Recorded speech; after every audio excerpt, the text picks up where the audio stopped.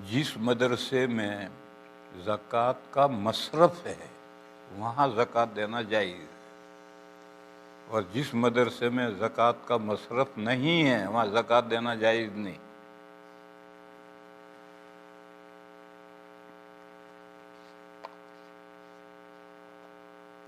एक बात, एक मदरसा है उसमें गरीब तलबा है, चाहे नाबालिग हैं चाहे बालिग हैं, उस मदरसे में आप ज़कात दें और वो ज़कात इन गरीब तलबा पर खर्च करें, उस मदरसे में देना जायज़ है। और जिस मदरसे में गरीब तलबा हैं ही नहीं, नाबालिग तलबा हैं लेकिन उनके बाप मालदार है, तो अगर बाप मालदार है तो नाबालिग बच्चे भी मालदार हैं, उन पर ज़कात खर्च नहीं हो सकती। फिर उस मदरसे वो मदरसा ज़कात वसूल करता है और हीले तमलीग करके बिल्डिंगें बनाता है।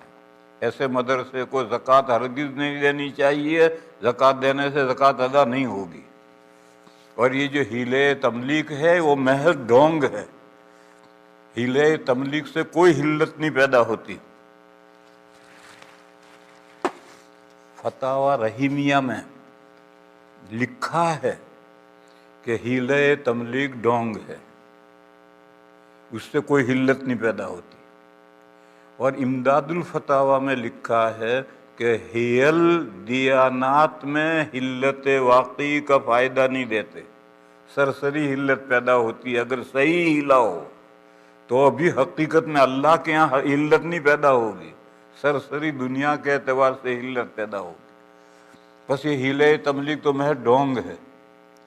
एक किस्सा सुनाऊँ मैं तुम्हें। बॉम्बे के एक सेठ के यहाँ एक जुब्बे कुब्बे इमामे वाले मोहतमीम साहब चंदा लेने गए।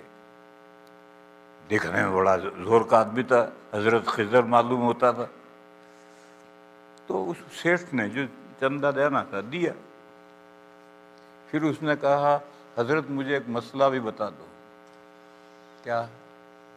मेरे पास 3 लाख रुपए इंटरेस्ट रखे हैं सूद के, ये रकम मुझे कहाँ खर्च करनी चाहिए? तो मोहतमीम साहब के मुंह में पानी आ गया, कहने लगा हमें दे दो।